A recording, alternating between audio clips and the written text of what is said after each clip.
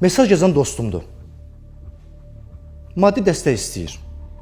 Sizin də sosial şəbəkə hesablarınıza və ya mobil nömrənizə dostunuz hesab etdiyiniz şəxslərdən belə bir mesaj gələ bilər.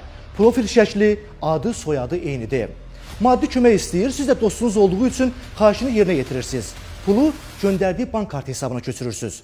Bir neçə dəqiqə sonra isə yazıb və ya zəng edərək pul kartına köçdümü deyə soruşmaq istədikdə görürsünüz ki, ya həmin səhifə bloklanıb, ya da nömrəyə zəng çatmır. Kontaktınızda həmin dostunuzla həmişə əlaqə yaratdığınız nömrəni tapıb danışdıqda isə məlum olur ki, nə onun borc puldan xəbəri var, nə də həmin məsələdən. Beləliklə, artıq növbəti qurban sizsiz. Əziz vətəndaşlar, kiberdəyəduzlar öz cinayətkar niyyətlərini həyata keçirmək üçün istifadə etdikləri üsulları hər ötən gün yeniləyirlər. Müxtəlif vasitələrlə sosial şəbəkələrdə başqalarının adına profillər yaradır, kiber üsullarla WhatsApp və Telegramda nömrə eyniləşdirməsi həyata keçirərək maddi vəsaitinizi talayırlar.